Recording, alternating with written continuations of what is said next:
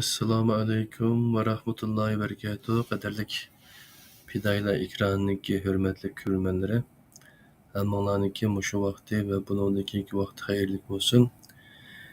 Men shu bir oyning yoqisi biroz safarda bo'lib qolib, bugun nisb bo'pti yana qayta ko'rishishga. Assalomu alaykum ustoz, qanday ahvollari, yaxshimi?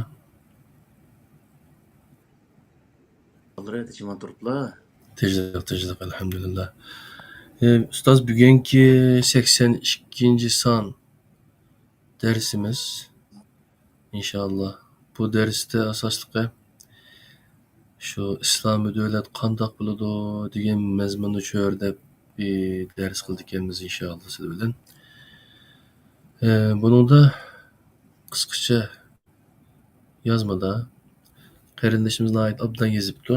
Bizga tajovuzchi Xitoydimi yomonroq dushman nodonliqdir. Yani islomning da'vogarlari musulmonlikning namunalari deb jar solayotganlarmi kunimizga qadar nimaning islom ekanligini tushunmay keldi. Jumladan hayotini mushul ataganligi bilan faxrlanayotganlarningmi islomiy davlat qo'shtirnoq ishida tushuncha haqidagi laplaridan ularningmi islomni texnicha to'g'ri tushunmayotganligi maydonda. İslam, iman, ibadet ve şeriat qatorliq ko'plagan sohalarda Qur'onni manba qilgan to'g'ri qarashning qandoq bo'ladiganligini Qur'onda nazar programmasida bayon qilib kelyapmiz burungi darslarda. Tushunganlar, samimiy quloq solganlar albatta manfaat oldi. Mamadonlar, bilarmanlar, ko'ngliga yopishgan ergashganlar hali ham serkashlikni davom qilmoqda. Biz ham sabr bilan, ixlos bilan tushunganlarimizni sunib kelyapmiz.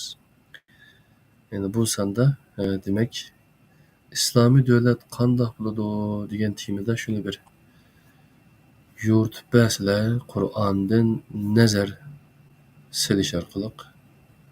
Qani marhamat ustoz. Assalamu alaykum dunyoning har qaysi joylariga hurmatli qarindoshlar, hammalarning shu vaqt xayrli bo'lsin. Biz nihoyatda ko'ngil bo'ldigan bilishga tegishlik bir masala bu islomiy davlat degan yoki islom davlati degan bu kelimalar. Bu jumla nihoyatda muhim. Qandoq bo'lgan vaqtda islom davlati bo'ldi, islom davlatining shartlari qandoq, Qur'on onun qandoq qaraydi deganlarga o'xshash payg'ambar alayhissalom Qur'onga asosan qandoq islom davlati qurgan va boshqa payg'ambarlar misol Davud alayhissalom, Sulaymon alayhissalomga o'xshash payg'ambarlarni qandoq davlat qurgan, Allohning kitobiga asosan degandek nurg'ulg'an o'zi bir savollar paydo bo'ldi. Endi kunimizda demokratik davlat, kapitalist davlat, sotsialist davlat, laiklik, masalan Turkiyaga o'xshash, ya'ni ilmoniylik deb tarjim qilibdi biznikida. İslam davlati, islom amirligi degandek tuzumlardagi davlatlar bor hozirgi vaqtda. Masalan Ironni islom davlati deb qaraydi. U Afg'oniston hozirgi vaqtda islom amirligi deb qaraydi ekan. Hem dünyada bunun yani jiqaroq o'zi tuzumlardagi davlatlar mavjud. Hamda bizniki xalqimizga kelgan vaqtda xalqimizniki bir qismi islom davlati yoki xalifalik, islom amirligi, shariat davlati degandek davlatlarni orzu qildi. Shundoq bir davlatni qursak deydi endi. Va shuningga şu ataqdiki şu musulmon davlatlar şunun asosan hamda şu islom davlati degan yoki musulmoncha qaraq yashaydigan davlatlar deb atilib kelgan shundoq ataqdiki musulmon davlatlarga berishni va shu davlatlar uchun kurash qilishni nihoyat bek orzu qildi. Masalan, biz uzundan birisi deb kelyapmiz. Qarindoshlarimiz uzun bir yo'lni besib kelib Şam diyarida kurash qilishning o'zini orzu qilib, shu yerda kurash qilgan bo'ldi. nurg'un qarindoshlarimiz qurbon bergan bo'ldi. Onun içinde herhalde bir nam ataqı erişken qarindoshlarimiz bo'ldi. Ama o nam ataqını Allah Taala bir öz vatanimizga, öz milletimizga işiltishga nasib qilsin. Qarindoshlarimizni shu öz mamlakatimizni ozod qilish uchun o'zi kuch chiqarishni biz chin qalbimizdan orzu qilamiz. Amin. Yana bir qism qarindoshlarimiz vatan millatni qutqizishni nishon qilish mushriklik degan qarindoshlarimiz bor. Misol shu islom davlati quramiz, islom amirligi yoki shariat davlati yoki xalifalik degan deb mushrik oqsiga kirgan qarindoshlarimiz yoki shunga da'vat qilayotgan diniy olim unvonidagi insonlarimiz vatan millatni qutqizishni, ya'ni vatan millat uchun kurash qilish deganning o'zi Allah uchun deganning o'zi bilan o'xshash bir mazmunga ega bo'lib qoladi. Shu vaqtda biz mushrik bo'lib qolamiz. Yani bizniki nemimizde biz Müslüman buluş sifatimiz bilan asla vatan millat degan gapni og'zimizga olsak bo'lmaydi deydigan bundaq ko'z qarashdiki qarindoshlarimiz mavjud. Yana bir qism qarindoshlarimiz burunmi bo'lgan, hozirmi shundaq bor. Vatan millatni qutqizishni, ya'ni vatan millat desak, vatan millat uchun o'lsak, bir zambil go'sht olamiz. Vatan millat uchun o'lish o'zi qat'iy bo'lmaydi degandek bundaq nimalar bor. Chunki bu valqi lillahi degandagi lamni o'zi e'tibor qilib bu qarindoshlarimiz Allah uchun degan so'z bilan vatan millat uchundagi uchunning o'zini ishkisini selishtirish orqali tadqiqot chöp ketgan aşağı kelgan chog'damdi. Shuning bilan o'zi vatanni qutqizimiz desak yoki vatan millat uchun kurash qilamiz desak, bir zambil go'sht olamiz, o shahid bo'lolmaymiz, jannatga kirolmaymiz degandek shundaq o'zi nurg'unlagan fatvolarni chiqarish orqali millatni qaymoqtirgan ishlarmi nihoyatda ko'p. Endi mushlarniki shu degan gaplarni bu e'tiqod masalasi o'g'ashqa nurg'un qarindoshlarimiz shu to'g'rimidi yo, shunday bo'lib qolsa biz ashad o'lib ketsak, rasul jahannamga kiramizmi? Vatanni qutqizamiz desak o'zi bo'lmaydigan o'xshaydi degandek bundaq o'zi ikkilanish yoki ba'zanlari zodi ashni desak bo'lmaydi-ku degandek bundaq o'zi ko'z qarashlarga kelib qolgan ishlarmi bor. Bu bizga uchirgan bundaq narsalar.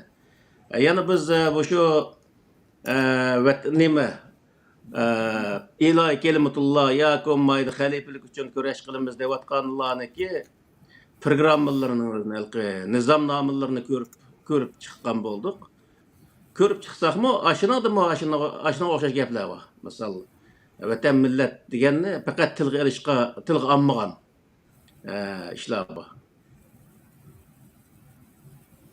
Hamda bularniki qarshidagi islom davlati qandaq davlat misolda.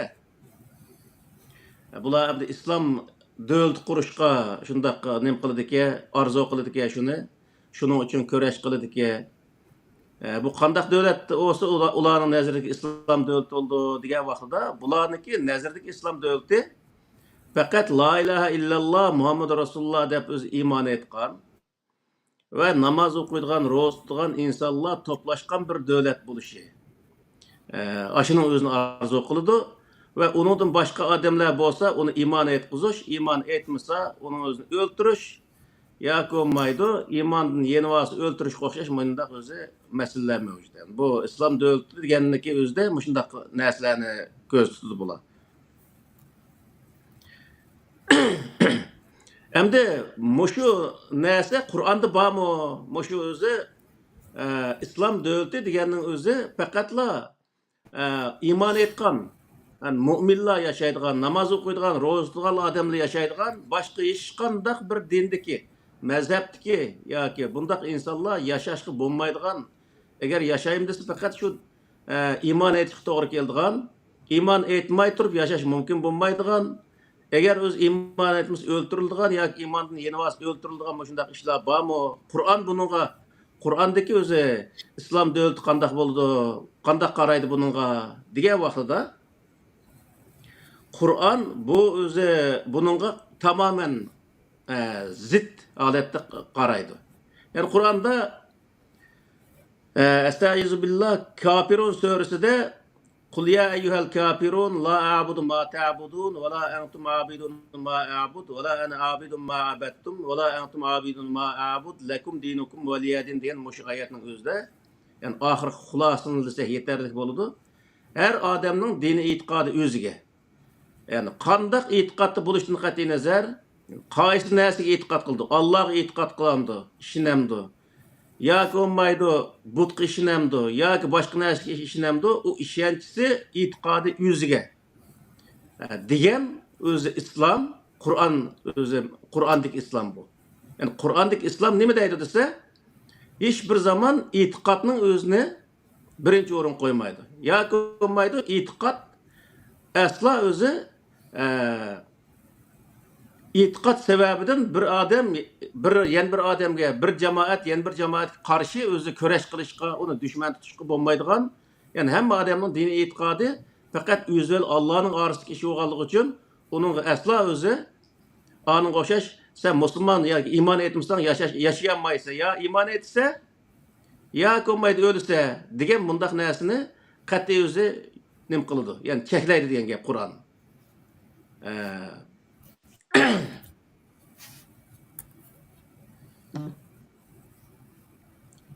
Yani Kur'an gösterken İslam, yani burun derslerde İslam, iman degan mevzuda maxsus to'xtalgan bo'ldik. Shu mevzu oldu bu. İslam deganning o'zi tinchlik barpo qilish yoki barpo qilingan tinch bir jamiyatning o'zi kirish. Buning o'zini maqsad qiladi. Bu tinch jamiyatga kirgan vaqtning o'zida u tinch jamiyatniki tuzumlarga bo'ysunish, hokimiyatga bo'ysunish sharti bilan kiradi. Onun öz itiqadı hiçbir zaman özü to'salg'i olmaydi. Yani bir adam o cemiyet kirmekçi olsa, yani Peygamber Aleyhisselam'ın zamanısında mı Ebu Sufyan, hem şu uqallah ciqaraq biladi, Ebu Sufyan degan meşhur bir adam. Ebu Sufyan'a o'xshash ayndaq Umayye sulalası ya Umayye kabilesinin özümü asasen İslamlık nima dinni qabul qilmagan, iman etmagan, ama İslam'a kirgan. İslam'a kirgan degan nima desa, Peygamber Aleyhisselam Medine'deki vaqtida tuzgan 12 bitimlik o'zi shartnoma bo'lgan. Bu yerda birga yashaymiz, bir-birimizniki dushmanlarga yordam bermaymiz, bir-birimizniki diniy e'tiqodiga hujum qilmaymiz, hamma odamning dini o'ziga, bu yerning o'zini birga gullantiramiz deganga o'xshash, bir-birimizniki diniy e'tiqodiga hurmat qilamiz deganga o'xshash, shundaq o'zi 12 dona o'zi shart shu yerda nima qilingan, yani 12 bitimlik shartnoma tuzilgan. O shartnoma keyingi vaqtda biroz o'zi tuzish ko'rgizilib ko'paytirilgan ishlarimiz bor. O jamiyat yo'g'ongan sari u yerdagi ahvollik qarta o bir qism shartlarning o'zini qo'shgan ishlar bo'lgan keyingi vaqtlarda. Demek şu yerdeki, yani xuddi hozirgi vaqtida bir davlatda yashamoqchi bo'lsak, masalan bu Angliyada biz yashayapmiz, Angliyaning pasportini olmoqchi bo'lsak, davlatga qasam berib turib pasportni olamiz. Hech qanday davlatning qonuniga xiloflik qilmaymiz, ani qilmaymiz, mani qilmaymiz deganga o'xshash. Yani nurg'ulgan qasamlarni qilib, uni va'da berib, bundan keyin o'zi u yerda pasportni oldigan gap. Xuddi shunga o'xshash shu vaqtdami insonlik qanday qildi desa, imzoni qo'yib turib, qabilaning boshlig'i. Bo'ldi, biz shu tinch jamiyatga kiramiz, tinch yashaymiz, sizlar bilan hech qanday din jadal qilmaymiz, millat jadal qilmaymiz, hammamiz bir insonlikka o'xshash holatda yashaymiz, adolat oldida, qonun oldida barobar holatda yashaymiz deb ashnaqa qo'l qo'ygan, bundaq ishlar bo'lgan. Mana shu jamiyatning o'zini nima degan vaqtda Alloh taolo islom degan. Yani mana shu aytgan vaqtda nima desa, tinch bir jamiyat islomiy jamiyat bo'lgan bo'ladi. O tinch bir jamiyatni qo'g'daydigan prinsiplar, qonunlar, nimalar o'zi tuzilgan shu yerdagi o'zi qonun prinsiplarning hammasi nima desa, shu tinch jamiyatni qo'g'dash va davomlashtirish uchun o'zi tuzilgan qonun prinsiplar bo'ladi. Şu cemiyetning o'zi nima deydi desa, yoki shu davlatni, ya'ni shu butun insonlar, qaysi millat bo'lsin, qaysi dindagi insonlar bo'lsin, qaysi mazhabdagi insonlar bo'lsin, hammasi haq-huquqda barobar, qonun oldida barobar, jazo mukofotda barobar, yordamda barobar, shunday holatdagi bir davlatning o'zini yoki bir jamiyatni islomiy jamiyat deb atagan. Ya'ni shunday jamiyat qurishni Allah Teala nima desa islomni barpo qilish deb Qur'oni Karimda atagan. Mana shunday tinch jamiyat qurish, butun o'z insonlarni insonlik nuqtasida barobar holatda yashaydigan bir jamiyatni qurish shu asoslarining o'zini Alloh taolo islom deb atagan va shu islomni bizga din, ya'ni bizniki bo'ysunishga tegishli bo'lgan yo'l xaritimiz qilib berganlikka Alloh taolo o'zining rozi bo'lganligining o'zini Qur'oni Karimda bayon qilgan. Ya'ni Qur'onda "El-yevme ekmeltu lekum dinakum ve etmemtu aleykum ni'meti ve raditu lekumul islame dina" degan oyatning o'zida men mushu prinsiplarga nim qilgan, hurmat qilinadigan jamiyat qurilganligiga, jamiyat qursanglar men rozi bo'laman. Mushu prinsiplar meniki dinim deb Qur'oni Karimda ashning o'zini bayon qilgan. Ya'ni Allohning dini nima ekan degan vaqtida bir o'z shahodat keltirib qo'yish, bir narsaga ishinib qo'yishlar emas, uning sirtida nima bor ekan degan vaqtida adolatni, barobarlikni, uningdan o'zi haq huquqni, jazoning o'zidimi, jazo yoki mukofotning o'zidimi, ayol bo'lsin, jins arimasdan hammasiga o'xshash jazo va mukofotga o'xshash bo'lganligini. Ya'ni bu yerda barobarlikni asosan vujudga chiqaradigan bir jamiyat quradigan bir programmaning o'zini Alloh taolo bizga islom qilib berganligini, u jamiyat o'zi islom shu programmaga asosan qurilgan jamiyatning o'zini Alloh taolo islomiy bir jamiyat deydiganligining o'zini Qur'oni Karim mana shunda bayon qiladi. Hozirgi vaqtda bundaq bir jamiyat, ayrim bir jamiyat bor, lekin u davlatniki nimasida qarmog'ida bo'ladi. Ya'ni ashunga o'xshash masalan Yevropadagi bir davlatni misolga olsakmi, shu davlatning o'zida hamma odam huquqda barobar. Qonun oldida ya'ni barobar, yordamda ham barobar, erlarga ayrim, ayollarga ayrim bundaq egizpas yordam qiladigan ish yo'q. Yoki diniy e'tiqodda musulmon bo'lsa boshqacha, g'ayrimuslim bo'lsa boshqacha bundaq o'zi ko'z qaraydigan ishlar yo'q. Hammasi adolat oldida, hammasi barobar. Bundaq bir jamiyatning o'zini Alloh taolo nima deydi desa, shuning o'zini islomiy jamiyat, ya'ni islomiy davlat deb ataydi endi. Masalan, Turkiyaning o'zida mana shundaq, Turkiyada loyiqlik degan tuzumga asosan qurilgan bir davlat. U loyiq degan nimaning o'zida tuzumning o'zida nimani asos qilib degan vaqtida barliq dindagi insonlarga, ya'ni har qanday dindagi insonlarga o'xshash musobaqada muomala qilish. Musulmon bo'lsa, o'zi menga yaqin deb, xristian bo'lsa uning o'zini nima qo'lning oqida ishtiradigan undaq ishlar yo'q. Qonun oldida musulmon bo'lsin, xristian bo'lsin, yahudi bo'lsin yoki zardush bo'lsin yoki nima bo'lsin dunyo xos diniga e'tiqod qilsin yoki xos mazhabda bo'lsin yoki xos millat bo'lsin, uning hammasi Turkiyaniki qonunning oldida barobar. Hammasi Turkiyaning fuqarosi, u fuqarolar hammasi qonunning oldida barobar o'zi nim qilindi endi. Jazo agar jinoyat o'tkazsa o'xshash o'z jazo berildi. Musulmonga deb musulmonga yengilroq, ya'ni bizning o'zini yahudiga deb uning eg'irroq unda jazo bergan ish aslo mavjud emas masalan. Shu qonun prinsipini asosiy shu moddasiniki nimasida shunday bildirildi misol. Demek mushundaq jamiyatning o'zini, ya'ni mushu prinsipning o'zini Alloh taolo nima dedi desa, islom degan mushu dedi. Islom degan shu. Shu prinsipga asoslanib turib qurilgan davlatni nima dedi Alloh taolo degan vaqtda islomiy davlat. Ya'ni shu prinsipga asoslanib turib qurilgan davlat o vaqtda islomiy davlat bo'ldi degan. Ya'ni asla o'zi bir dinga mansub bo'lgan, bir dinniki, ya'ni bir iymonniki nimasiga e'tiqod asosi. Iymonniki nimasiga monopol nima bir iymon yoki bir e'tiqodniki monopolga aylanib qolgan mundaq bir o'zi jamiyatni Alloh taolo aslo uning o'zini bir islomiy jamiyat deb qaramadi misol Qur'oni Karimda. Bu nima degan vaqtda iymon etganlar insonlar yashay oladigan, iymon etmagan insonlar yashay olmaydigan. Yoki boshqa dinliklarga hisoblanib qolgan vaqtda xristian bo'lganlar yashay oladigan, xristian bo'lmaganlar yashay olmaydigan. Yoki yahudlarga yahudi bo'lganlar yashay oladigan, yahudi bo'lmaganlar yashay olmaydigan. Mundaq diniy ayrımçılık qiladigan mundaq bir jamiyatning o'zini Alloh taolo Qur'oni Karimda bu Allohniki o'z irodasiga tamoman xilof bo'lgan bir jamiyat ekanligini, uning qarshi kurash qilish lozimligining o'zini, ya'ni din sababidan boshqalarga dushmanlik g'um saqlaydigan, dushmanlik o'zi qiladigan mundaq o'zi nimaning o'zini jamiyatni Alloh taolo aslo o'zi islomiy jamiyat deb qaramagan ve yakuna dinu kulluhu lillah degan oyatniki mazmuni bo'yicha bütün din Allah ve insanın arası bo'lgan qadar, yani bu dini e'tiqod mening va Allohning oramdagi ish, boshqa inson bilan insonning orasiga buning o'zini bazoqqa solib dushmanlashishim bo'lmaydi deydigan ko'z qarash kelgan qadar kurash qilish lozimligi haqida Alloh taolo Qur'oni Karimda buyruq bergan, hattoki qatilul lazina müşahede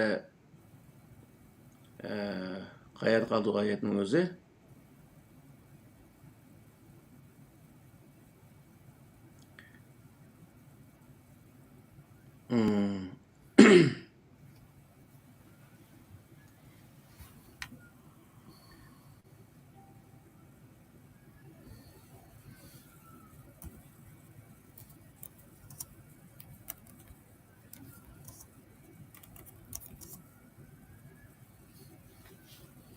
Ne kaldı bu?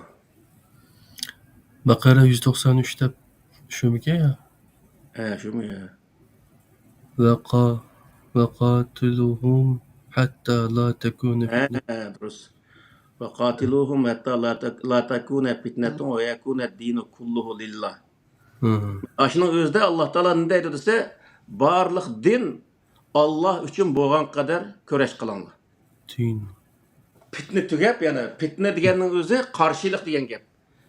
Karşılaşış, yani özü iki dindeki insanlar dini sebepten birbiriyle karşılaşış tügep, o mu mayli özünün dini özüge, mening dinim özemge diyen yege kelgen kadar köreş kılanlar dep Allah Teala Kur'an-ı Kerim'de aşındak özü buyurgan. Bunun asasen ne mi degen vaqtda?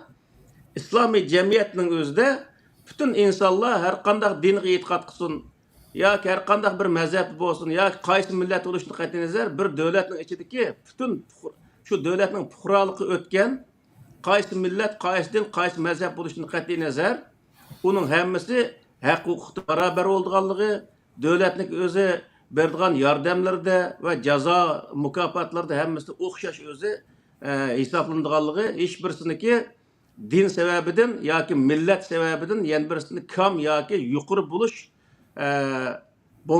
buluşqa bo'lmaydiganligi Qur'oni Karimda mushunday belgilangan. Men buning o'zini Qur'on nima degan vaqtida hamma odam barobar yashay oladigan, qonun oldi barobar, haq huquq jihati barobar mundaq o'zi bir jamiyat qurilgan jamiyatni islomiy jamiyat ve aşının asasını tutup qurilgan devletning o'zini cho'risa islomiy devlet deb o'zi Qur'onga asosan, Qur'ondagi mush oyatlarga asosan men mushunday devletni islomiy devlet deb qaraldiganligi bildirildi misol.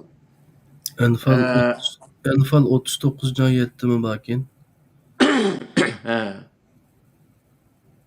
وقاتلهم حتى لا تكون فتنة ويكون الدين كله لله. Manada kulluhu degen kelime alaydı bakin. Bayakın okugan ayetlerde onun kulluhu dep yokken. Şu okşaydı. Doğru.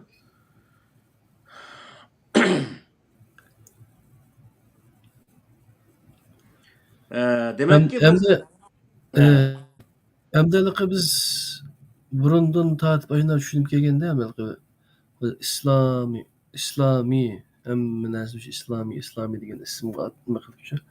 Bir edelki Allah bizden bir dini devletni, yani dinni asas kılan devletni koruşunu yoki şu onda bir cemiyet berpa qilishni to'g'ri emas deb qaraydi. Ayetlerden Bu ma'lum bo'lishicha. Ama bizim kallamızda İslami degenden keyin ham bu diniy bilim bo'lishi kerak deb. Yani asosiy maqsad islomni xato olganligimiz. Oldingi darslarda doğru, men uni tushuntirib o'tdilar. doğru. Undan keyin iymon masalasi uni bir qator tushuntirib qo'ydilar. Bu dinni asos qilgan bu yerdagi islom, Qur'ondagi islom shu tinchlikni, Hmm, ya'ni ya'ni islomiy davlat emas, ya'ni tinch davlat, tinchlik davlati. hmm. Endi bundaroq tushungan vaqtida haqiqatliroq nima qilamiz ya? Hem de bu yerdeki näse nime diýen wagtda bir itiqadny asas kılgan döwlet ölen itiqadny asas kılmay islamny, ýani tinçlikniň özüni, barlyk insanlar barabar ýaşaýan tinç bir jemgyýetni asas kılgan Hı, mundaq bir döwletni Allah Taala bizni aşnыңda özüne nime koydy-da. hı, Bir itiqadny asas kılmasdan, ýani bir itiqadlyk insanlar bir ýerde ýaşaş lazım, unuň başga insanlar kirse onu öldürüş lazım degендek mundaq prinsip Allah Taalanyň iradesi hilap ekenligini ve her kandak itiqadlyk insanlar yaşsa o itiqad özünün şahsi iş ekenligini o yerdeki insanlar bir-biriniki itiqadı hürmet kılgan asasda, milli kimlik hürmet kılgan asasda hemmesi hak hukukta beraber yaşaydigan bundaq bir prinsipinin özünü Allah Taala İslam degenligini, muşunun özünü bizge din qıp bergenligini. Yani bizning dinimiz neymi diye vaqtda itiqad bolmasdan bir tinç bir cemiyet kuruşdan ibaret muşu özü prinsip ekenliginin özüne. Tinç bir cemiyet kuruş prinsipi ekenliginin özüne Allah Taala bizge din qıp bergenligini aşının özünü gösterdi. Yani ve raditu lekumul islam dina degenin özünden meni muşunun özünü bilip alayımız. Yani bundan nemi çıkıdı diye vaqtda itiqad insandaki burun da dep geldik onun özüne. İtiqad insanın şahsi işi, cemiyet bütün insanın ortak menfaatlandığı yeri.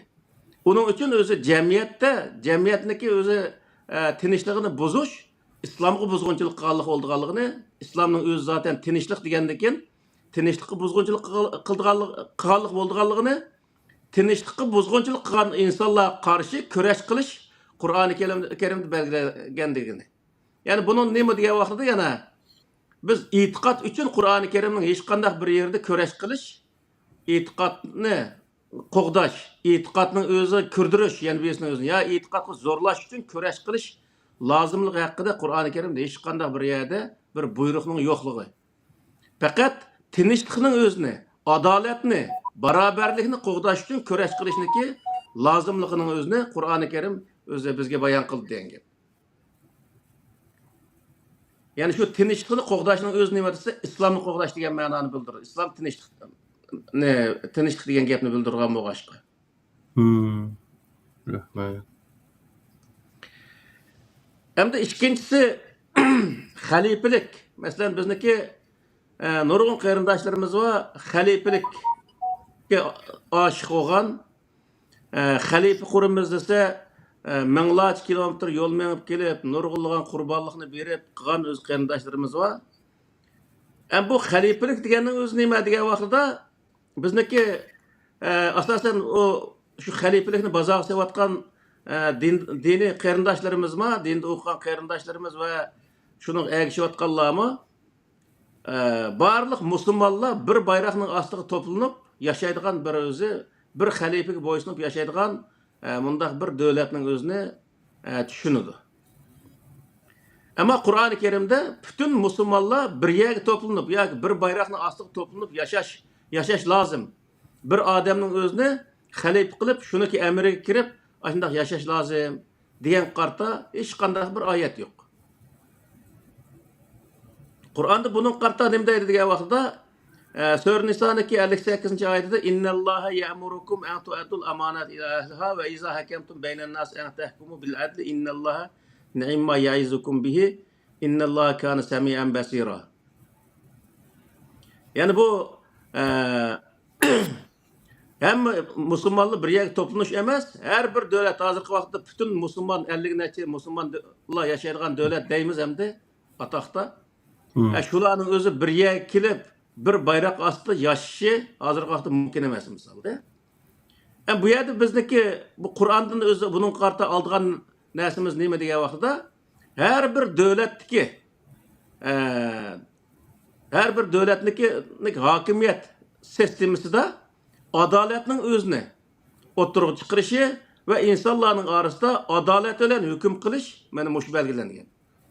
Yani Türkiye'nin misal alsak Türkiye Tayyip Erdoğan Türkiye halkınınki halifesi. O başka devletin halifesi emez.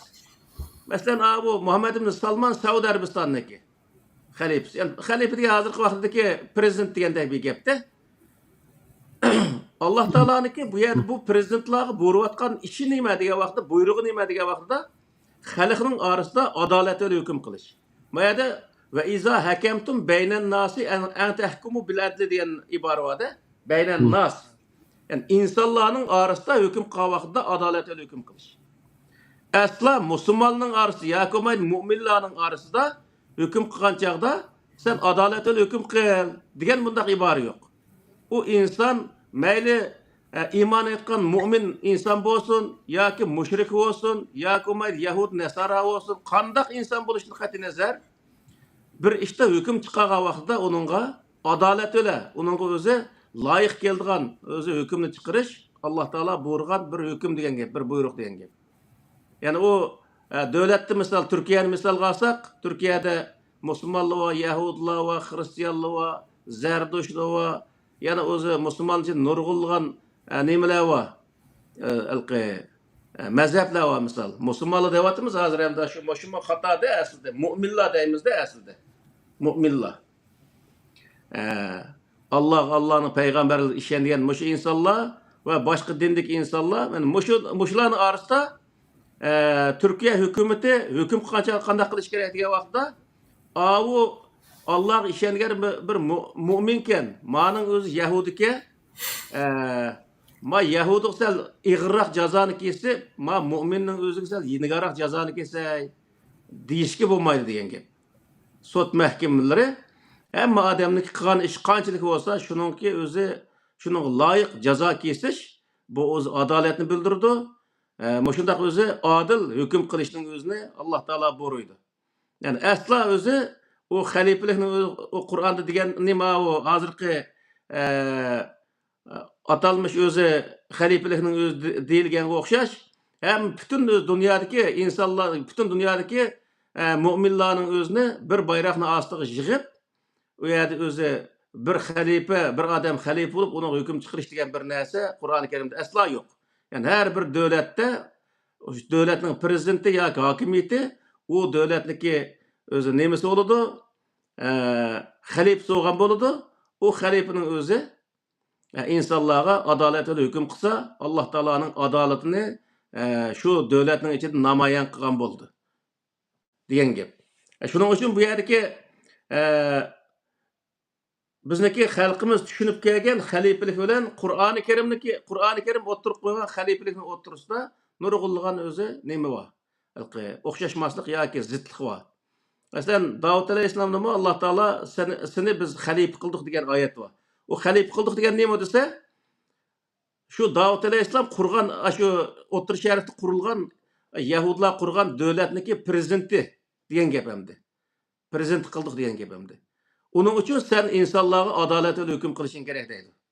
Bu neymi degan vaqtda her qanday bir prezident, her qanday bir padişah, o vaqtda padişah deb atlatdı. O padişah xalqiga o'zi kim bo'lishini qat'iy nazar, besik o'ng ko'zda, besik so'l ko'zda qaramasdan hammasi adolat ostida barobar o'zi hukm chiqarish, hukm qilish, xalqni adolat bilan yashatish va barobar hamma odamga o'xshash qarash bu o'zi hokimiyatniki qiladigan majburiyati degan gap.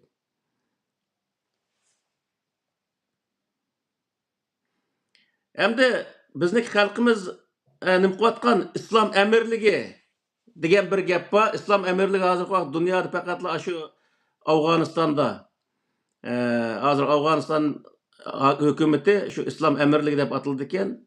İslam emirligi degan nima degan vaqtida shu yerdagi xalq, ya'ni shu Alloh ishongan, ya'ni mu'min deymiz buning o'zini biz musulmon deb o'sha odat qilib qolgan nima og'zimizga Mümin yani Allah'a işengücü degan bo'ldi. Alloh payg'ambarga, kitoblarga, malaikalarga, oxiratga ishongan kishilarni ko'rsatdi. Mushundaq o'zi kishilarning ustida bir emir, ya'ni o'zi mu'min bo'lgan bir emirning boshqurishi ostidagi bir hakimiyetinin özünü gösterdi. Yani bunu İslam emirligi dep qaraydı. Endi Qur'onda bolsa diyoruz, Qur'onda bolsa qandaq millet, qandaq din, qandaq mazhabda bo'lishini qat'iy nazar o adamlar o'zi o halqi nimaga hokimiyatni beshiga keltirgan odam o din qaysi dinga e'tiqod qildi yo qaysi mazhabga e'tiqod qildi undan qat'iy nazar uniki shu amir bo'lishga, shu davlatniki prezident bo'lishga layoq to'sham to'shmamdi. Qur'on buning o'zini surishti qiladi. Ya'ni bu geleneksel degani biz nima deydi ya? An'anaviy islom amirligi tushanchisida xalqimizniki tushanchisida bir o'zi yaxshi, taqvo bir mo'min odam shu davlatniki amiri bo'lsa, ya'ni prezident bo'lsa bo'ladi deb qaraydi. Qur'onchi degan vaqtda Qur'on uniki mo'min bo'lamdi, mushrik bo'lamdi, Yahudi, Nasara bo'lamdi, kim bo'lishini qat'iy nazar davlatni to'g'ri boshqara oladigan odam bo'lish kerak deb qaraydi. Qur'ondagi bu innalloha ya'murukum an tu'addul amonat ila ahliha degan mush oyatning o'zimi amonatni ahliga beringlar deyishda ahli deganning o'zi layoqatlik, ya'ni prezident bo'lishga layoq to'shqan, layoq shu xalqni to'g'ri boshqara oladigan, davlatni to'g'ri yetaklab manga oladigan odamni prezident saylash bu o'zi Qur'oni Karim ko'rsatgan ko'rsatma degan gap. Endi bu islom amirligi bilan buning o'rtasida tamoman zidlik. Bu yerda faqat Alloh ishongan bir odam o ishning beshida bo'lish kerak.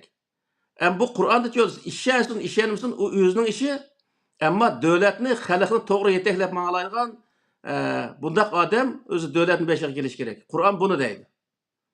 Shuning uchun bu Qur'ondagi bu prinsiplar nihoyat ilg'or, ya'ni prinsiplar yani.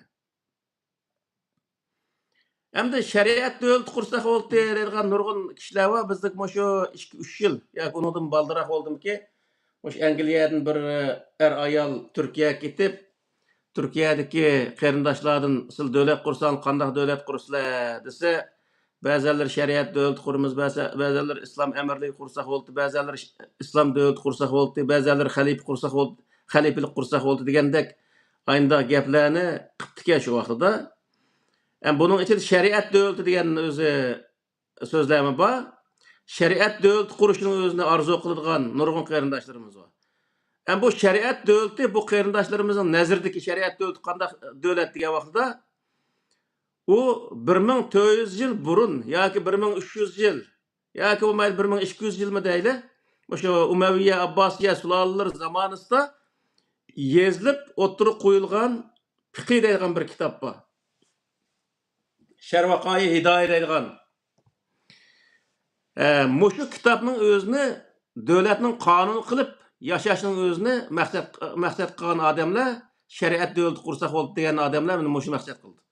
Ya'ni shu fiqhning o'zini akasak, o'g'il qilganning qo'lini kessak, zina qilganni akib chalma kesak o'ltirsak, dinga kirmaganning o'zini, ya'ni iman etmagan adamның özünü öldürsek, imandan yeni olganni öldürsek, mana mushundaq yaşasak, qanni ichibli yaşasak dunyoda deb mushuning o'zini arzu qiladi.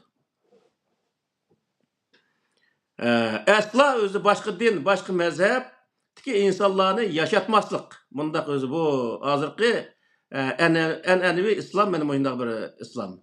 Shariat mana mushundaq shariat. Bu mushu meningda Turdayla şu Hidaye Şervaqai degan aş kitaplarda bor. Zina qilganlarning o'zini chalma kesak qilish, dindan yeni olganlarni o'ldirish, dinga kirmaganlarni o'ldirish deganga o'xshash nurg'unlagan shu odamni kelqi faqat nemisi ko'tarmaydigan darajadagi shunday narsalar bor. Endi Qur'on endi shariat davlatining o'zini qanday tasvirlaydi degan vaqtda Qur'onda Sure Şura'nınki 13. ayetinde şer'a lekum mined-dini ma vassa bihi Nuha vellezî evhayna ileyke ve ma vessayna bihi İbrahim ve Musa ve İsa en aqimud-dine ve la teteferraqu bihi fihi kebura alel müşrikin ma ted'uhum ileyh. Muşunun özüde nima deydi degan vaqtda Alloh taolo payg'ambar alayhisolamga, Nuhga, İbrahim, Musa, İsa'ga nasihat qilgan shu vaqtdagi ilohiy kitoblar orqali payg'ambar alayhissalomga nasihat qilganligi buni hech qanday uni ayrimchilikning o'zini qilmaslik to'g'riliq o'zi buyruq qo'ygan.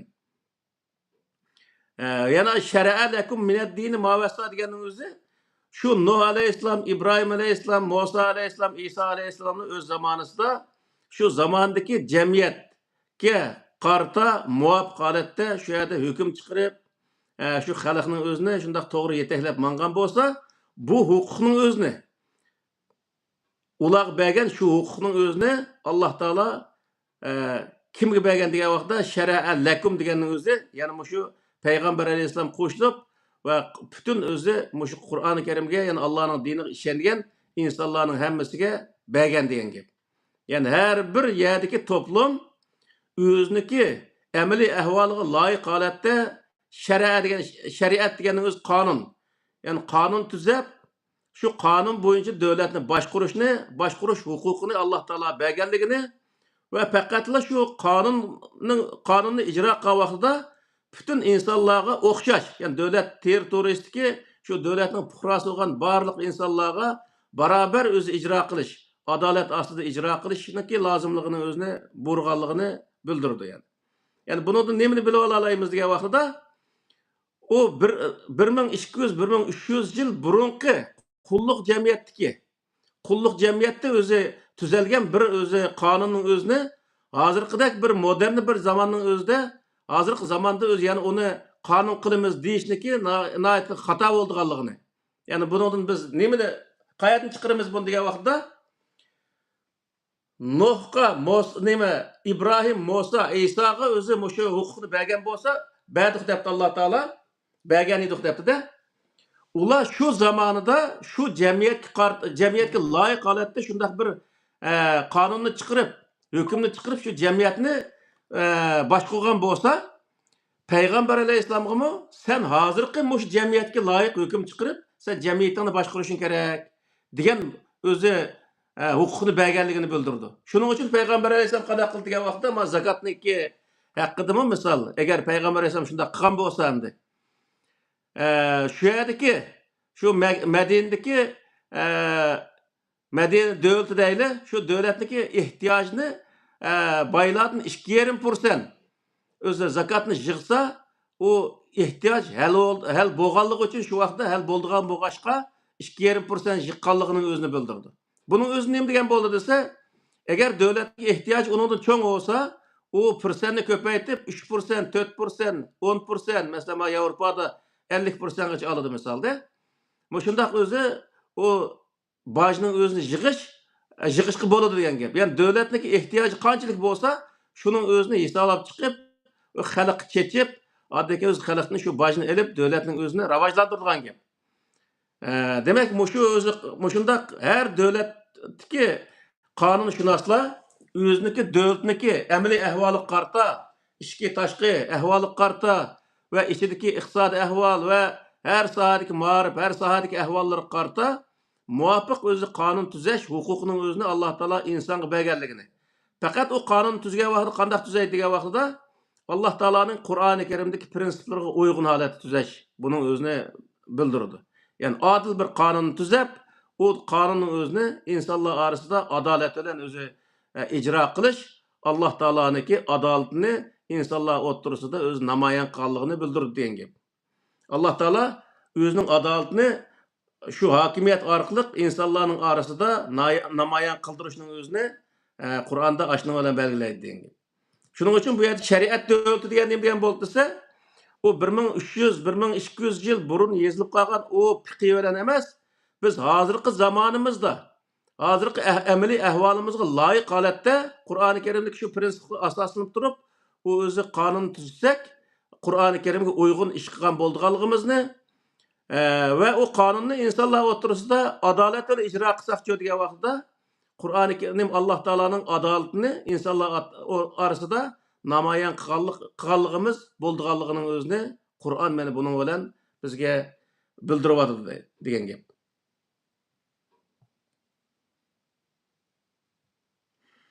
Yana Qur'onda Sura Maidaning 48-oyatida وأنزلنا إليك الكتاب بالحق مصدقا لما بين يديه من الكتاب ومهيمنا عليه فاحكم بينهم بما أنزل الله ولا تتبع أهواءهم أما جاءك من الحق لكل جعلنا منكم شريعة ومنهاجا degan mush oyatning oxirigachilik mushu oyat nima deydi degan vaqtda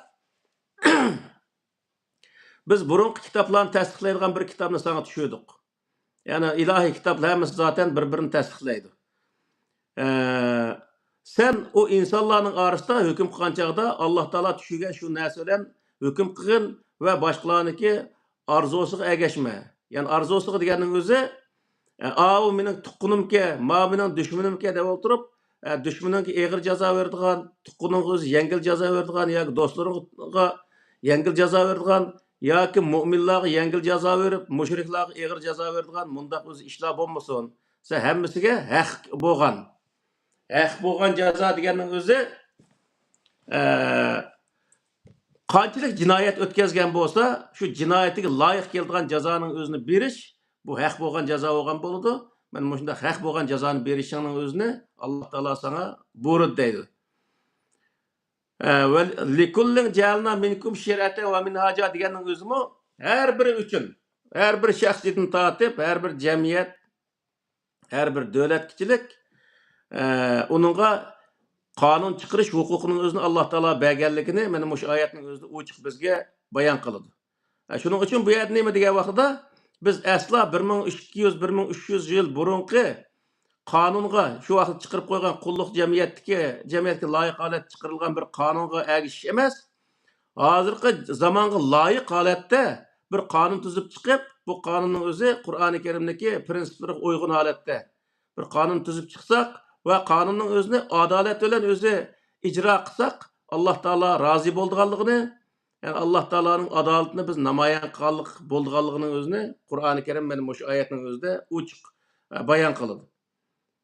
Shuning uchun bu yerdagi shariat davlati deganning o'zi u an'anaviy shariat, ya'ni 1200-1300 yillardagi 1200-1300 yil burungi zamondagi yezilib qolgan qonun va shu zamondagi o'z jamiyatga asosini turib tuzilgan bu o'zi qonunning o'zini hozirgi jamiyatga qarta ijro qilish bu shariatni ijro qilganlik bu hisoblanmaydiganligi, hozirgi jamiyatga loyiq holatda qonun chiqarib, hozirgi jamiyatda adil uni ijro qilsak, to'g'ri o'zi qonunni ijro qilganlik bo'lganligining o'zini Qur'oni Karim mana bu yerda bayon qilyapti.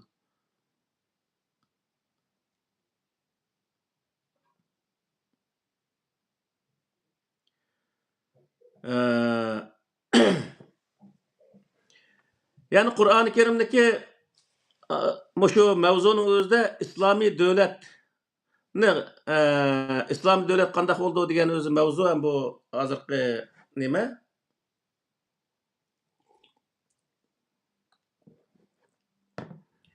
Bu islomiy davlatniki birinchi nimasi, masalan, shu halqi ya nima qatil nima halqi va qatilu la takuna fitnatun va yakuna dinu kulluhu lillah degan mush oyatniki mazmuniga asosan sizlar o'zi fitna tugab, ya'ni fitna deganning o'zi qarshilik degan gapda, qarshilik tugab hamma din Alloh uchun bo'lgan qadar kurash qilinglar deganning o'zidan islomiy davlatda qanday bir narsa bo'ldi degan vaqtda asla o'zi u yerda bir millat yana bir millatni masxar qilishga bo'lmaydigan, bir millat yana bir millatniki e'tiqod hujum qilishga bo'lmaydigan shunday o'zi bir prinsiplik borlig'ini o'zini bildirdi. Buning qarta Qur'oni Karimning o'zidimi Sura Hujuratning 11-oyatida ya ayyuhallazina amanu la yaskhar qawmun min qawmin asa ayyakunu khayran minhum va la nisaa'un min nisa'in asa ayyakunna khayran minhunna va la talmizu anfusakum va la tanabazu bil alqab bi'sal ismul fusuq ba'dal iman va man lam yatub fa ulaikumuz zalimun degan mush oyatning o'zida ochiq o'zi bayon qildi. Ya'ni bir qavm, bir millat, yana bir millatni masxar qilmaslik, ayollarni masxar qilmaslik, bir-biriga laqab qo'ymaslik, bir-biriga o'zi nimalarga oldi-keyin g'ajimaslik, yomon ism qo'ymaslik, buning hammasi nima degan vaqtida Qur'oni Karim cheklagan ishlar, mana shunda qilmaydigan bir jamiyatning o'zini barpo qilish.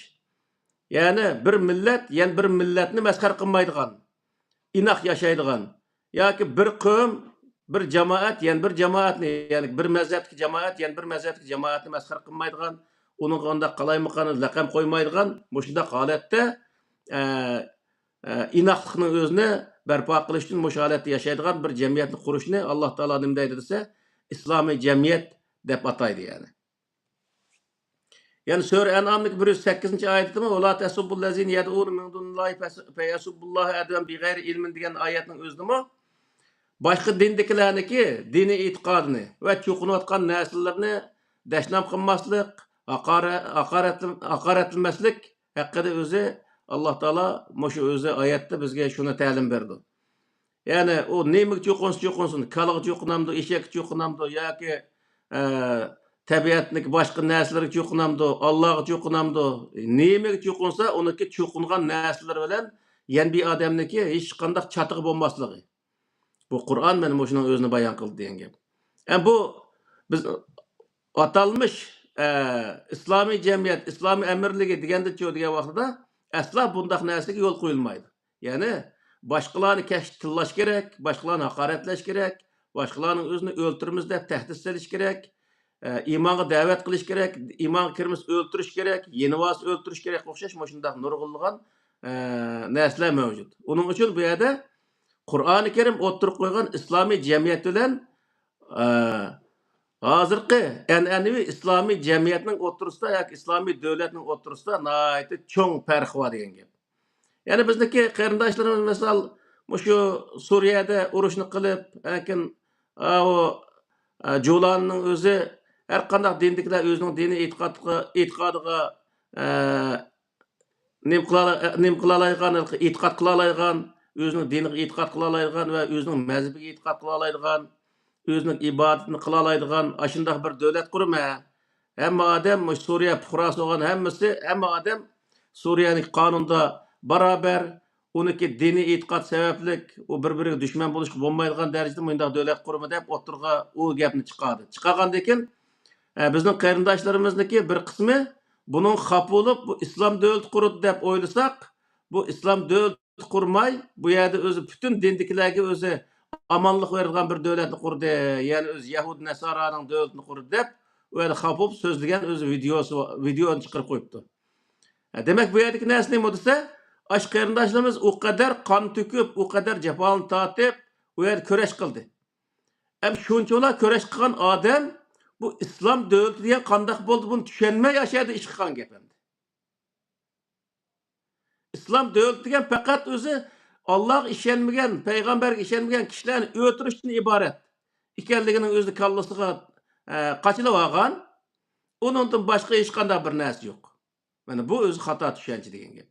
Uning uchun bu yerlik narsa nima degan vaqtda islom davlati degan so'zning o'zi har qanday bir inson u yerdagi tinch jamiyatda rahat yaşay oladigan, o'zi o tinchlikqa buzg'unchilik qilmaslik shart ostida nihoyat xotirjam yashay. Alloh taolo Qur'onda islomiy jamiyat deb bizga bayon qildi. Yani islom degan mana shundan iborat degan gap. Yani Sure Baqaraning 156-oyat, 256-oyatida la ikraha fid-din qad tabayyana rushdu minal g'ay degan oyatning o'zida İslamda yani dinde zorlaş yok. Dinde diyendan İslamda yani Allah Teala bizge dinni nemin din qilib berdi? İslamni din qilib berdi. E'tiqodni din qilib bermadi, bizga İslamni din qilib berdi. Aş İslamning o'zida dinga zorlash yo'q. Sen Allohga ishonmasang bo'lmaydi, ishonmasang seni o'ltiramiz, yoki sen Hristiyan bo'lishing kerak, yoki Yahudi bo'lishing kerak, yoki dindan chiqishing kerak degandek dinga kirish chiqish ishlarda hech qanday o'zi nima uniga nima majburlash yo'q. Bundan biz nimani bila olamiz desa, burun tortib so'zlab kelgan nimamizda islom insonlarga e'tiqod erkinligi va fikr erkinligini o'zini bergan. Bu nihoyat cho'ng erkinlik. E'tiqod erkinligi degan nima degan bo'ldi desa, xohlagan bir narsaga e'tiqod qilishingga islom yo'l qo'ydi. Ammo faqatla bu yer cheklimi nima degan vaqtda o'zing qanday narsaga e'tiqod qilsang bo'ladi, ammo u e'tiqod qilgan narsangni bozorga serish orqali ikkinchi bir odam hujum qilib, u e'tiqod qilgan narsani u yerda o'zi o'tirib bana qilib ko'rsatib, sen mening e'tiqodimda bo'lishing kerak yoki bo'lmaydi, bu e'tiqodga mening e'tiqodimdek bo'lmasang, sen mening dushmanim yoki seni o'ltirishim kerak degandek mundaq narsa qilishga islom yo'l qo'ymaydi. Yani qaysi narsaga e'tiqod qilsang o'zingning shaxsiy ishi. Ammo ikkinchi bir odamga u e'tiqodni tangmaysiz hech bir zaman. Yani bu islom yo'l qo'ygan e'tiqod erkinlik. Yani bu erkinlikning o'zini hech qanday bir odam buning o'zini nima qilishga bo'lmaydi. Yani tajovuz qilishga bo'lmaydi. Yani shu Sura Kahfning 29-oyatida bor buning qarta va qulil haqqu min robbikum faman sha'a falyu'min va man sha'a falyakfur inna atadna lizzalimin naran ahata bihim suratiqha degan mush oyatning o'zidimi haqiqat sizlarning Rabbinglar tarafdandir. Xohlagan kishi uning ishonsin, xohlagan kishi uningga ishonmasin. İşiniş işenmezlik o'zining shaxsiy ishi. Faqat biz uni inna atadna lizzalimin naran ahata bihim suratiqha. Uning biz azobni qiyomat kuni tayyorlab qo'yamiz degan oyatda mazmunni aytgan vaqtida. Ya'ni bu yer nima degan vaqtda kafir bo'lgan odamlar bo'lsa, Allohga ishonmagan odamlar bo'lsa, uniki jazosini Alloh qiyomat kuni beradiganligini deyapti. Uningga vakolatan Emtahun, semtahun, yoki falon xalifa, yoki bir xalifa olsun, ya islom bejmisi olsun, bunun o'zi shu islomga kirmagan odamlarga mana vakolatan o'zi jazo basi bo'ldi degan qarta Alloh taolo hech qanday bir inson bu huquqni bermaydi. Uning uchun payg'ambar alayhissalommi Makkani fath qilgan vaqtida islomga kirmagan Abu Sufyonning o'zini aslo jazolamagan. Yani islomda iymon etmagan Abu Sufyonning o'zini aslo jazolamagan. İslamni qabul qilgan, ya'ni shu yerda bo'ldi, sizlar tinchlikda birga yashaymiz degan o'zi kelishimga qo'l qo'ygan, ammo diniy e'tiqodimizni o'zimizning dinda qilib qolamiz degandan tamam deb shu yerda o'zi uning yo'l qo'ygan. Bundan biz bilib olamizki, Qur'oni Karim insoniyat uchun tushgan kitob bo'lg'achqa, bu o'zi insonlar uni insonning o'rtasidagi tinch, xotirjam yashash metodi qilishi va shu bo'yicha hamma odam bir-birining o'zini insondek o'zi ko'rishi va insondek muomala qilishi bir-biriga buning o'zini Alloh taolo maqsad qilgan bir din degan gap. Bu Alloh iymon bobidan biz nurg'un narsani so'zladik. Iymon asli o islomga yot narsa emas. Aslida o'zi iymon Allohni haqiqiy tushungan insonlar, butun insonlar Allohning oldida o'xshash, butun maxluqlar Allohning oldida o'xshash degan bir fikr keladi. Baraberlik deganning o'zini shu yerdan o'z insonlar ola oladi. Ammo buni tushunib, u ishinib, undan keyin kelib bu tinchlikka kirsa, deyishni Alloh taolo shart qilmagan. U Allohga ishonish, payg'ambarga ishonish deganning o'zini ishonsang o'zingning ishi yaxshi bir ish, ishonmasang qiyomat kuni uning jazosini men beraman. Ammo ma'u jamiyatga tinchlikni buzishga yo'l yo'q deganda, uning uchun e'tiqod uchun kurash qilishga Alloh taolo yo'l qo'ymagan, tinchlik uchun jamiyatning o'zini tinch xotirjam qilish, xotirjam bir jamiyatni buzgan buzg'unchilar uchun uning qarshi kurash qilishning uchun Alloh taolo buni yo'l qo'ygan. Yani buzg'unchilarga qarshi kurash qilish Qur'oni Karimda ko'rsatilgan bir yo'l. Uning uchun Alloh taolo bu yerda qotilu degan iborani keltirib, ularni o'ltiringlar. Ularga qarshi kurash qilinglar. Taki bo'ldi, bizning dinimiz o'zimizga, uning dini o'ziga, uning dini va bizning ishimiz yo'q. Hamma odamning dini e'tiqodi o'ziga deya kelgan qadar kurash qilinglar deylik. Mayat turdi bu.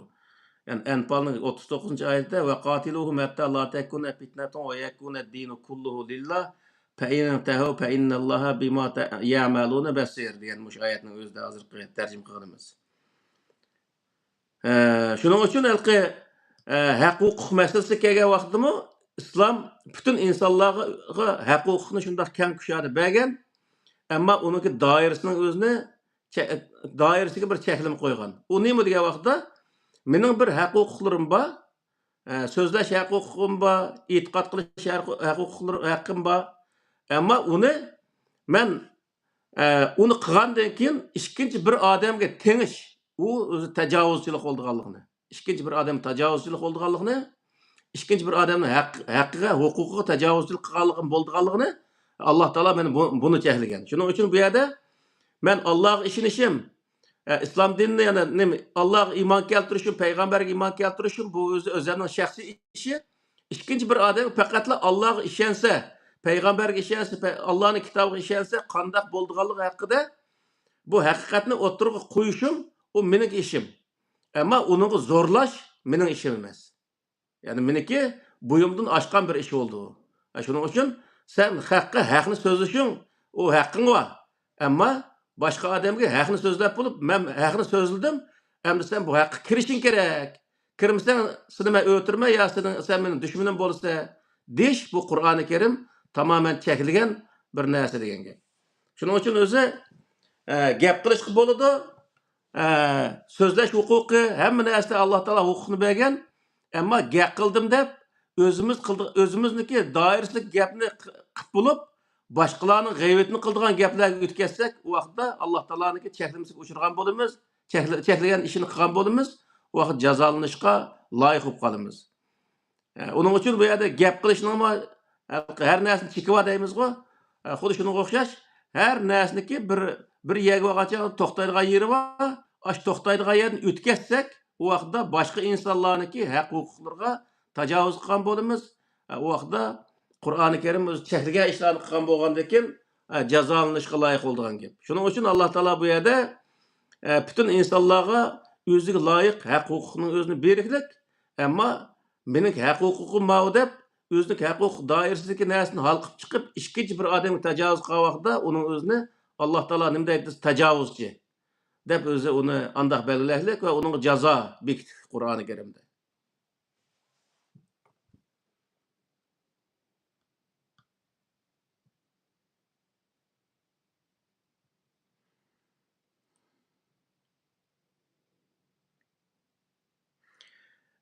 Yani o'zi islomda yani islomiy bir o'zi davlatning o'zida misol yordam kelgan chog'da yordam kelgan chog'da qanday bo'ladi deganda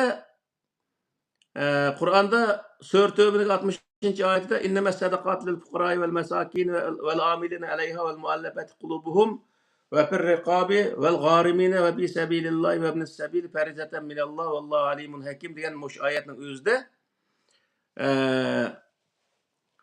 xayri ihson yani yordam qilish har jihatdan mayli iqtisod jihatdan olsun mayli yemek içmek cihati olsun qandaq jihatda qandaq ehtiyoji olsa shu ehtiyoj sohasida yordam qilish haqida bir qancha o'zi turlik sinflarning o'zini bayon qiliqliq. Bu sinf endi mutlaq emas bu. Nima uchun degan vaqtda shu vaqtda o'zi ehtiyojli bo'lgan sinflar mushundaq bo'lganligi uchun Alloh taolo mushu sinflarning o'zini shu vaqtda ko'rsatgan. Hozircha o'zi agar bundan ortiq sinflar bo'lsa, uning o'zi yana qo'shimcha yordam qilaversa, bu o'zi Alloh taoloniki belgilamasiga qarshi bo'lgan bo'lmaydi. Ya'ni buningda nima degan vaqtda yordam qilgan vaqtidami mu'minlarga yordam qilsa, kofirlarga yordam qilsang bo'lmaydi. Mushriklarga yordam qilsang bo'lmaydi. Yoki andaq, yoki ma mazhabdagi yordam qilsang bo'ladi, a mazhabdagi yordam qilsang bo'lmaydi degan to'g'riliq hech qanday Qur'oni Karimda bunday belgilama yo'q. Yani ehtiyojli odam kim bo'lishidan qat'iy nazar, u mayli mu'min bo'lsin, mayli yoki mushrik bo'lsin, mayli kofir bo'lsin, mayli yahud nasara bo'lsin, kim bo'lishidan qat'iy nazar, u yerda o'zi uning ehtiyoji bo'lsa, uningga yordam qilish o'zi to'g'ri bir ish bo'lgan bo'ladi. Alloh taoloning yordam qiling degan o'zi buyruqqa amal qilgan bo'ladi. Uniki dinni surishti qilish u odamniki vazifasi emas. O yordam qilishni insonlik nuqtasidan yordam qilishga Alloh taolo buyurdi. Shuning uchun bu yerda masalan Ramazonda nurg'ulgan sadaqa fitr va kazalni ayndaq yordam qildigan ishlar bor. Ash yordamning o'zidimi ehtiyojli odamni kim bo'lishidan qat'iy nazar ashnaqa yordam qilsak, u yordam joyiga tekkan bo'laverdi. Shuning uchun halqi yordamning doirasini mu'minlarga xoslashtirib olishga hech qanday hojat yo'q. Qur'oni Karimda iymon etganlar sadaqa fitr yeysi bo'ladi, qolgan yeysi bo'lmaydi deydigan mundaq narsa aslo mavjud emas. Ya'ni butun insonlarga insonlik nuqtasidan yordam qilish Qur'oni Karimda belgilangan. Ya'ni bu islomiy davlatning o'zidagi prinsipniki yana birisi shu. Yani yuqori deganimizning yana birisi layoqatni surishti qildi Qur'oni Karimda dedik. Bu halqi hozirgi islomiy davlatlarda diniy olim bo'lish kerak va kaza misol men 2012da nimaga Misrga borgan vaqtda shu Misrda saylan bo'ldi ekan. Saylamda shu vaqtdagi bir halqi jamoat islomiymi shuniki bir odami Mursimidi Muhammad Mursi ash odamning o'zini saylagan bo'ldi. Nimaga? Prezidentlik saylagan bo'ldi. U yerda taqvo egillari va kaza degandek qilib nurg'ulgan u yerda shundaq bosaq Misrda o'qiyotgan bolalar odamni shundaq maqtab ketdi. Keyin u hokimiyatni to'g'ri boshqarib bo'lmagandan keyin oxirgi odamning o'zi Sisining o'zi berib uni o'rib etib turmuq solab qo'yib odam hozirchilik hokimiyatni boshqarib oldi. Demak, bu yerdagi narsa nima degan vaqtda layoqat nihoyat muhim degan gap. U besh namozni o'qish, ro'za tutish, la ilaha illalloh deyish bu ayrim bir masala.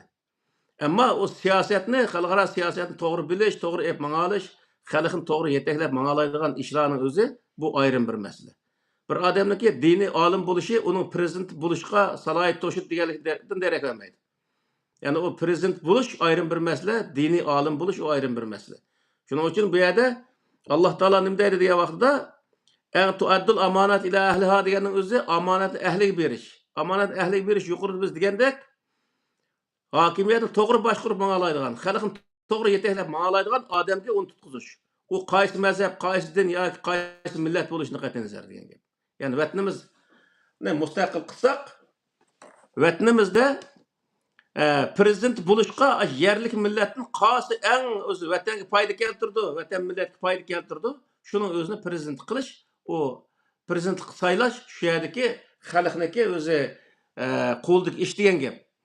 Ashuni saylasa, xalqni eng to'g'ri boshqarib mangalaydigan, eng o'zi to'g'ri o'zi uni foyda yetkaza oladigan, to'g'ri yetaklab mangalaydigan, shunday o'zi yetakchini saylay olsa, xalq u vaqtda to'g'ri odamni saylagan bo'ldi degan gap. Shuning uchun Qur'on iymonliq, e'tiqodli odamni sayla demasdan, uning ahli bo'lgan, salohiyatlik bo'lgan odamni saylanglar deb buning o'zini bizga buyruq.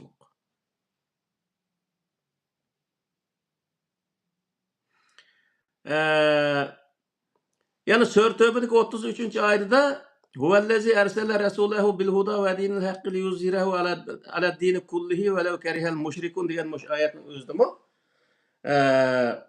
Allah o'zining dinini bütün dinlarning ustida o'zi g'olib qiladi degan o'zi g'olib qilish uchun payg'ambar avatganligi haqidagi bir ma'lumot ekan bu.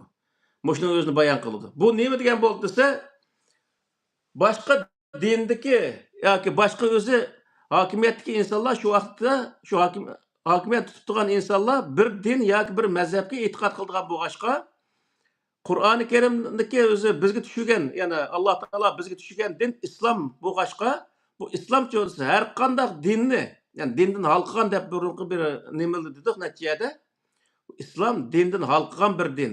Ya'ni mana shu vaqtda hech qanday din uning nimasi emas. Her qanday dinga e'tiqod qiluvchilar o'zining shaxsiy ishi deb qaraydigan, mayli u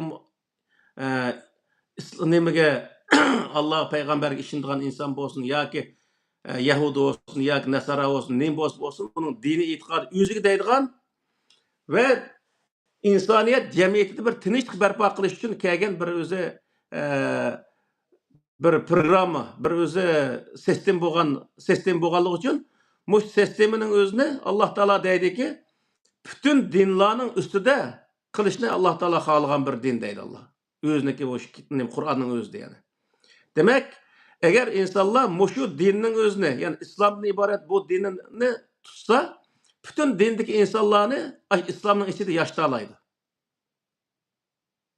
Ya'ni bir davlat islom davlati bo'lsa, u davlatning ichida har qanday dinga e'tiqod qiladigan insonlar boshqa dindagi insonlarga hujum qilmaslik sharti ostida xotirjam yashayver degan gap. Uning uchun bu hamma dindan o'zi yuqori o'ringa chiqa oladi deganni bildiradi. Hamda biz yuqorida bayon qilgandek islom davlati deganning o'zida asla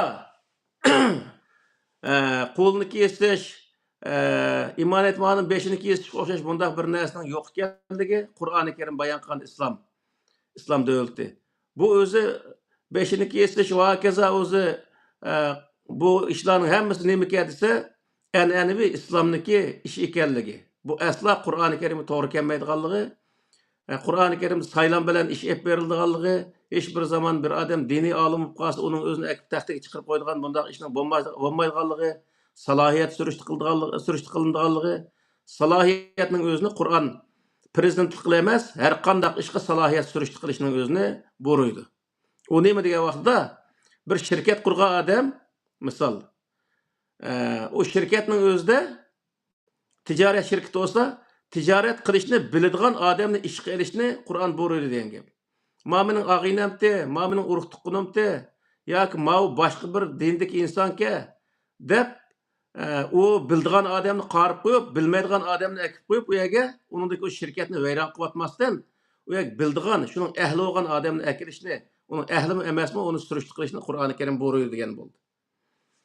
Ya'ni yig'ib aytgan vaqtda İslam dövleti, yani Qur'oni Kerim tasvirlangan İslam dövleti dunyodagi eng ilg'or, hozirgi mana shu demokratik tuzumlar deymiz, sotsialist tuzum deymiz, kapitalist tuzum deymiz, laik shu narsaning hammasini bir qur o'qib chiqdim.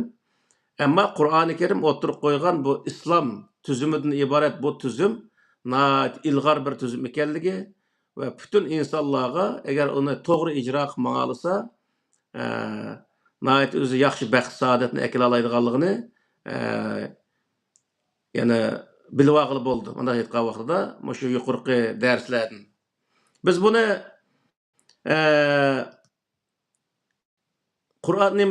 Qur'onga asosan dövlətçilik degan mavzudimi bir qur so'zlab o'tgandik. U yerda saylom haqida hamma sohada bir qur so'zlab o'tdik. Ammo bu yerda islomiy davlat bilan an'anaviy islom davlatlarininki orasidagi farq nima degan vaqtda men mushundaq bo'ldi. Ya'ni an'anaviy islom hech bir zaman Qur'oni Karimdagi islomga to'g'ri kelmaydi yani.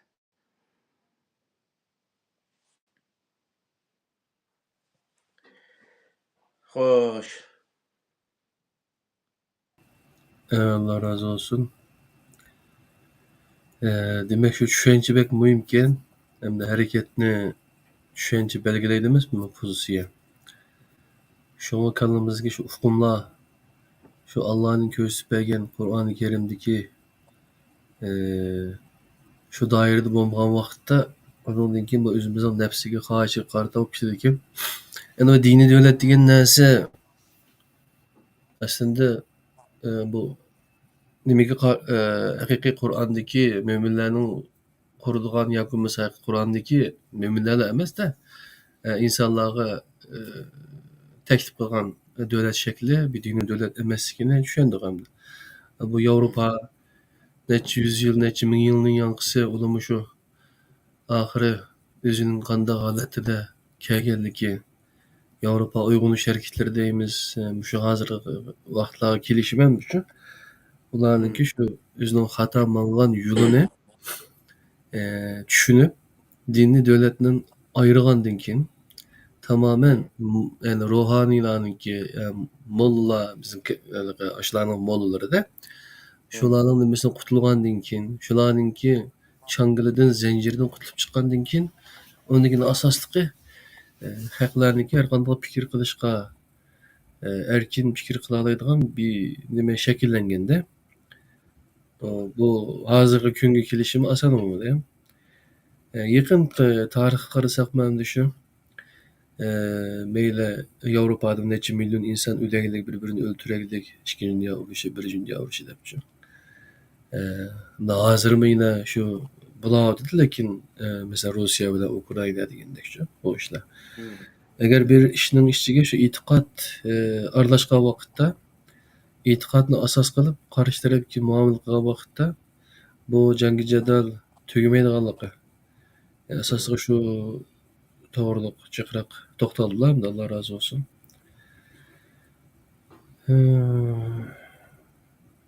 Başqa yine yetkizmekçi olan narsalar hammasi bugun deydigani dep boldumi? Dep boldik. Endi şu xulosat kalam. inson insonga hurmat qila oladigan hech bir o'zi insonniki ichidagi narsani surishti qilib u andaq dinga e'tiqod qilgan o'xshaydi mandaq dinga e'tiqod qilgan o'xshaydi deb o'tirib diniy e'tiqod sababli birisi dushmanlashmaydigan millat sababidan birisiga dushmanlashmasdan insonlik nuqtasida hammamiz barobar adolat oldi qonun oldi barobar deb o'zini o'zini his qildirgan shundoq bir tuzum nemaga islomiy davlat tuzumi ekanligining o'zini xalqimiz bilib olsa bo'ladi. Aslo o'zi bu burunqi diniy olimlar so'zlayotgan sharvaqa hidoyatdagi islomiy davlat bu Qur'oni Karimdagi islomiy davlatga aslo o'xshamaydi. U bir e'tiqodniki monopolga uchirgan islomiy davlat. Mavjud e'tiqodni ozod bo'lgan, har qanday e'tiqodni o'z ichiga ola oladigan darajadagi e'tiqodni ozod bo'lgan darajadagi islomiy davlat bu. Shuning uchun buningda e'tiqodiy erkinlik degan gapni qilganligimizning sababi Qur'oni Karim deyotgan narsa u. Xohlaganga e'tiqod qilsin, xohlasa ishonsin. Hamma odam diniy e'tiqodi o'ziga degandan bu nimani bildirdisa, e'tiqodiy erkinlikniki berilganligini bildirdi. Shuning uchun bu yerda xohlagan narsaga e'tiqod qilish insonning erkinligi va lekin u e'tiqod qilgan narsani o'ttirg'a chiqib, undan keyin boshqa odamlarga "Sen men e'tiqod qilgan narsaga e'tiqod qilmading" deb o'tirib, orasida dushmanlik paydo qilish bu Qur'oni Karimga zid, ya'ni islomga zid bo'lganligi. Shuning uchun insonlik nuqtasidan hamma odam o'rtaq birga yashash prinsipini o'ttirib qo'ygan din islom Qur'oni Karim o'ttirib qo'ygan islom ekanligi uni o'zi e'tiqodni asos qilgan holatdagi islom u an'anaviy islom ekanligi. Yani bunu otursa tamamen zıt, yani Kur'an'a zıt bir İslam işki İslam birisiga zıt ekanligini o'zini. Bunun için biz Qur'oni Karim o'ttirib qo'ygan bu islom qaytgan vaqtida dunyodagi eng modern bir o'zi nimaga, tuzumga qayta oladiganligimiz. Yani har qanday bir insonga mushuni so'zlasa, mush islomdagi mush tuzumlarni so'zlasa, mayli yahudisi bo'lsin, mayli nasarisi bo'lsin, mayli har qanday insonning kallasini o'tidi ma'nosichu. Yani onun için muşundaq öz ilgar bir narsa qo'limiz turg'ilgan bilmasdan anda xalq ko'chiga kirib olish nihoyatda og'ir bir ish ham bizga. Shuning uchun xalqimiz buni bilib olishi lozim. Şoňalyk qarindaşlarymız meyli qoral kötergen aldyk septi jan qılganlyk bolsun, meyli başga türdeki nimeni oýlawatgan qarindaşlar bolsun. Bunun dalygy Gollandiýanyňki hazır goýgan Suriýe Muyna bir Suriye kurumuz degenden keyin bununla bek köňlerim bolup ketmey. Bolsa üýense şundam ya, şu gola joýlany. Onu togry bir gepni kılganlygy. Bunu bir düşünüp yetiş gerekdigini täkitlep goýduk anda. Kaldysı bek köňlerim bulap buşşap gitip hem äsli biz gurmakçy bolan islami döwlet dep hergizme özüni taş etmezki. Ne talep kılmız, şundan mı? Doğru. Aslında haqiqiy islomiy davlat şu. Yani yo'lani deyotgani islomiy davlat, şu Qur'onga to'g'ri kelgan islomiy davlat. Yani şu yerda har qanday e'tiqodni yoshtilgan misolda hamma odamni barobarligini kapolatga ega qildigan, adolatga hukm qildigan bir davlatni qursa, şu o'z islomiy bir davlat bo'lganligini o'zini, Qur'on tasvirlagan islomiy davlat bo'lganligini bilib olsa bo'ldi. Allah razı olsun.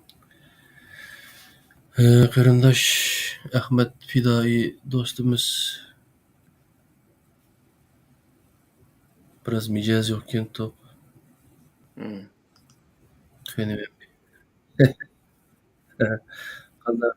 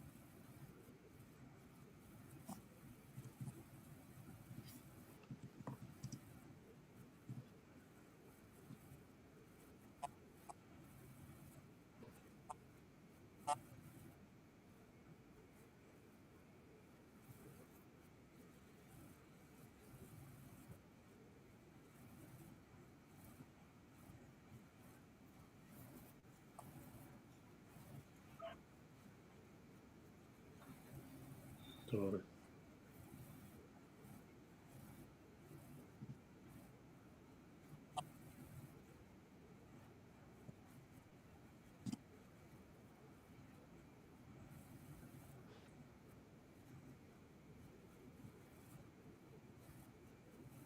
Hmm.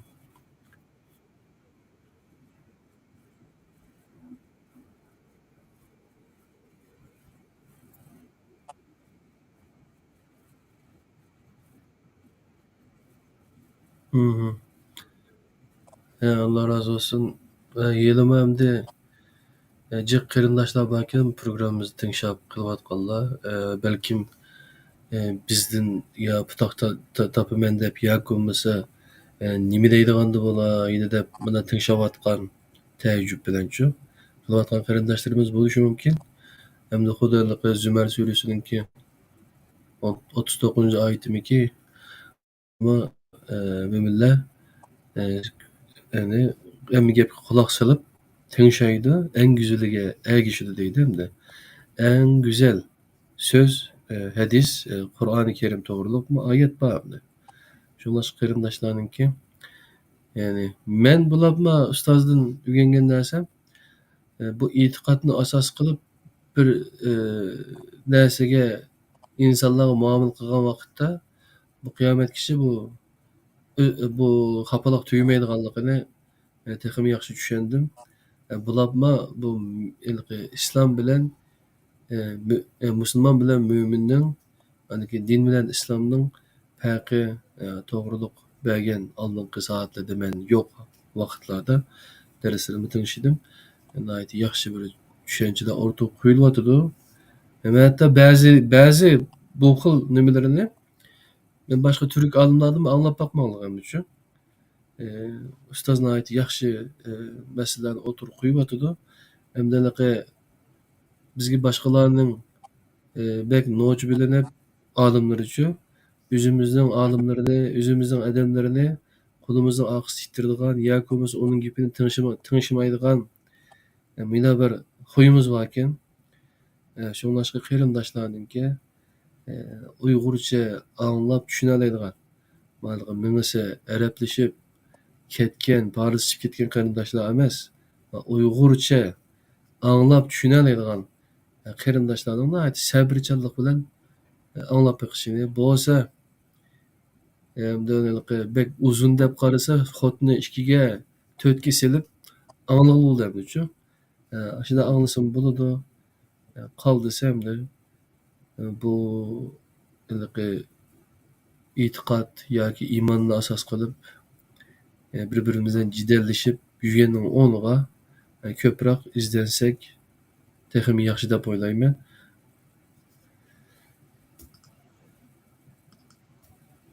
Başga suallar düşmedi diýdi bigenemde. Karagan çagda Hmm. kyryndaşlarynyň kallasy bek uçup gitgen okşaýdy, bu meseleni düşengen okşaýdy. Bäzi närselerini kança getimlap oturup goýsak, tekrar oturup goýsak ýaxşy dep oýlaşdyk. Ýani Kur'an-ı Kerimde Musa aleyhisselam'nınki vakalikleri Firavun bilen bolgan, şunam ya? Ýerlik hadiseler bir ýerlam çykmaýan, bir kança ýerde çykydyçy. Gaýty şäherде ortaga goýuldy. Hem şunuňga aşu şaraýat garda ýene başga bir mezmun çykdy anladyçy. Doğru. Şoň ustaz hergiz zerikip kalmaý. Hatta mende sorganlar boldy. Bu dersiňler kaçan tügeýdi, kaçangaça dowamlaşdyryrsızlar depçi. %100. Biz bu dersi kılıç üçin çoň bedellerni türläp atymyz.